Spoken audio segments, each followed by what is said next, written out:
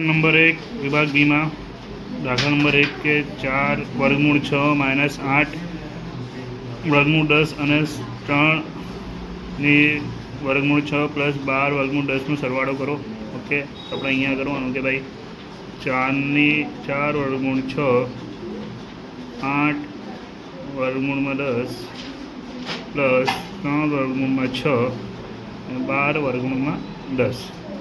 Okay હવે 4 वर्गमूल में 6 आ प्लस है तो अँ करो प्लस 3 वर्गमूल में 6 यहाँ माइनस 8 वर्गमूल में 10 12 वर्गमूल में 10। ओके 4 ने 3 के 7 तो वर्गमूल ने वर्गमूल 6 ने 8 में 12 जाए तो के वे 4 वर्गमूल में 10। तो आ तमारू दाखला नंबर 1 નું आंसर જોઈ લો। नंबर 2 सादू रूप आपो कि 5 वर्गमूल में 2 ने 2 वर्गमूल 8 माइनस 3 वर्गमूल 32 ने प्लस 4 वर्गमूल 128। तो अपने अँ लखवा कि 5 वर्गमूल में 2 प्लस 2 वर्गमूल 8 माइनस 3 वर्गमूल 32 प्लस 4 वर्गमूल 128। ओके 5 वर्गमूल 2 अँ लखवा कि 4 दूनी 8 यहाँ 3 16 दूर 32 यहाँ 4 64 2 28। ओके तो अँ लखवा 5 वर्गमूल 2 अँ 2 दूनी 4 वर्गमूल 2 अँ 16 गुणे 4 નું तो 4 वर्गमूल 2 अँ 64 मतलब शू आवे 8 वर्गमूल 2। ओके 5 वर्गमूल 2 प्लस यहाँ 4 थशे अँ 4 तरी 12 अँ 32 वर्गमूल 2। हवे बधा प्लस लई लो 5 ने 4 9 32 ने 9 41 वर्गमूल 2 12 वर्गमूल 2। ओके अँ 41 ने 12 जाए तो 29 वर्गमूल 2। हमारा दाखला नंबर बीजा नो आंसर जो लो। दाखला नंबर 3 माइनस वर्गमूल में 5 3 प्लस 2 वर्गमूल में 5 बराबर ए वर्गमूल में 5 माइनस 19/11 हो तो एनी किंमत शोधो। ओके तो अँ लखवा कि 3 माइनस √5 प्लस वर्गमूल में 5 समयीकरण की पद्धति लेवानी कि 2 वर्गमूल में 5 3 माइनस वर्गमूल में 5। हवे अँ करवानुं बंनेनो गुणाकार करवानुं कि 3 वर्गमूल में माइनस वर्गमूल में 5 3 माइनस 2 वर्गमूल में 5। हवे अँ लेवानुं कि 3 નું स्क्वेर माइनस 2 वर्गमूल में 5 નું स्क्वेर। ओके अँ 3 3 9 थी जैसे। ओके 3 दूनी 6 ने वर्गमूल में 5 यहाँ 3 वर्गमूल में 5 माइनस माइनस प्लस ने वर्गमूल है तो 5 थी जैसे। यहाँ 9 थशे अने अँ 2 નું स्क्वेर 4 ने अँ स्क्वेर 0 5 थी जैसे। हवे आपणे अँ लखवानुं कि भाई 9 माइनस माइनस प्लस तो 9 वर्गमूल में 5 2 पंचा 10 ने अँ 9 माइनस 20 थी जैसे। ओके पछी अँ 9 ने 10 19 माइनस वर्गमूल में 5 अँ माइनस 11। ओके अपने अँ अलग अलग करी देवानुं कि 19/-11 और माइनस माइनस प्लस 9 वर्गमूल में 5/11। ओके हवे आपणे एनी किंमत शोधवानी हती तो ए बराबर आपणे लखवानुं अँ लखवानुं कि 9 वर्गमूल में 5 माइनस 19/11। ओके 9 नी अपने अँ ए लखीशू ए वर्गमूल में 5 19/11। तो अपने ए नी किंमत कई मळी ए बराबर मळ्युं आपणने 9/11। आ एनी किंमत है। तमारो जवाब जो दाखला नंबर 2 3 नो जवाब। दाखला नंबर 4 जो x बराबर 5 प्लस 2√6 हो तो x² प्लस 1/x² की किंमत शोधो। ओके આપણને x બરાબર આપેલું છે આપણે અહીંયા આ સૂત્ર રાખવાનું કે એનું સ્ક્વેર પ્લસ 2ab પ્લસ બીનું સ્ક્વેર. ત્યાં a બરાબર 5 અને b બરાબર √2√6 આવે. ઓકે, અહીંયા આપણે લેવાનું કે સૂત્ર પરથી a કેટલું છે આપણું 5નું સ્ક્વેર પ્લસ 5 2√6 પ્લસ 2√6નું સ્ક્વેર.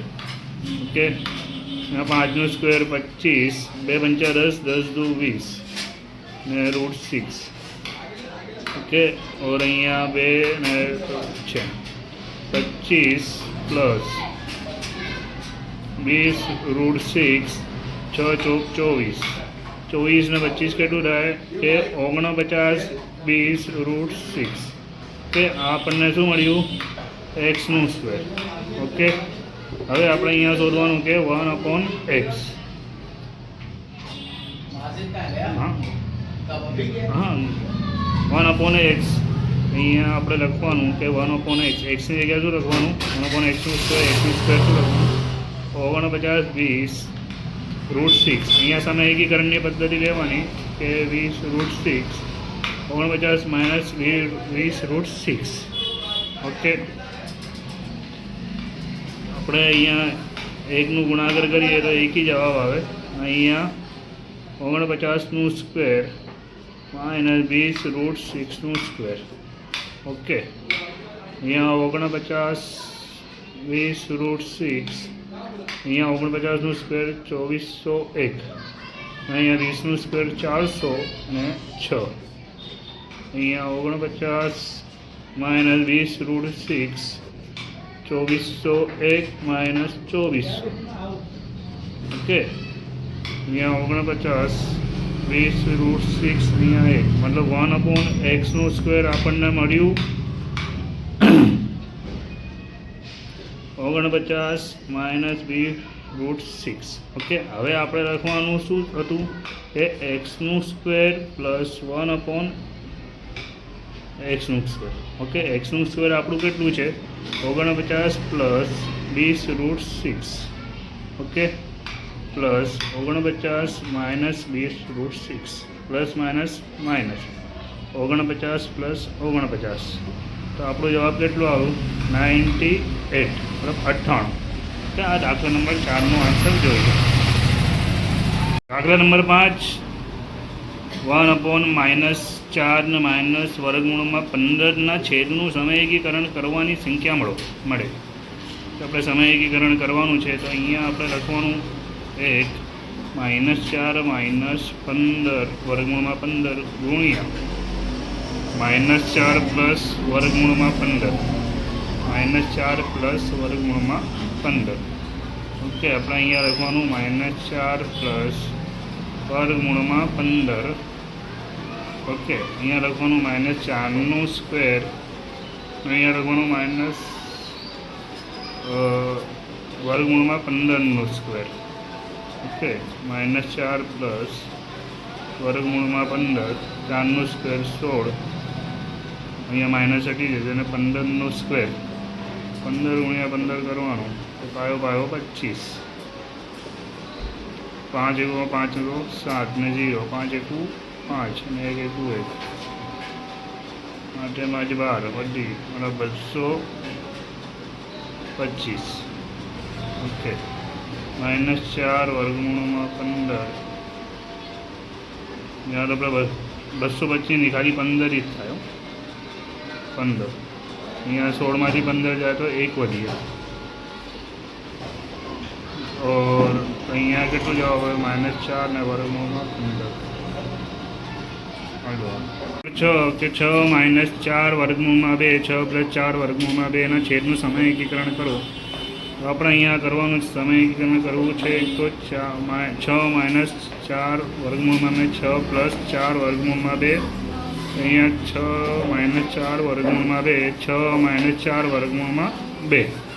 ઓકે, અહીંયા આપણે લખવાનું કે 6 - 4 વર્ગમૂળમાં 2નું સ્ક્વેર, અહીંયા 6નું સ્ક્વેર -4 વર્ગમૂળમાં 2નું સ્ક્વેર. ઓકે, આ સૂત્ર અહીંયા a - bનું સ્ક્વેર આવે કે aનું સ્ક્વેર -2ab + bનું સ્ક્વેર. આ સૂત્ર પરથી કરવાનું. ઓકે, અહીંયા આપણે લખવાનું કે ભાઈ 6 સ્ક્વેર માઇનસ 6 ને 4 વર્ગમૂળમાં 2 પ્લસ 4 વર્ગમૂળમાં 2 સ્ક્વેર, 6 સ્ક્વેર 36, 4 સ્ક્વેર ચોખ્ખું 16 ને 2.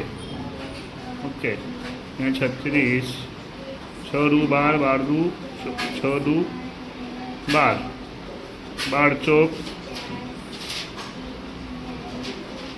12 દુ 6 ચોક 24, 24 દુ 48 ને અહીંયા કરવાનું કે 16 ગુણ્યા 2.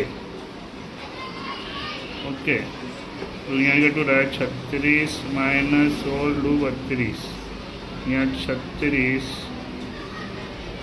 48 વર્ગમૂળમાં 2 ને 32, અહીંયા કરવાનું કે 4 આવે નીચે.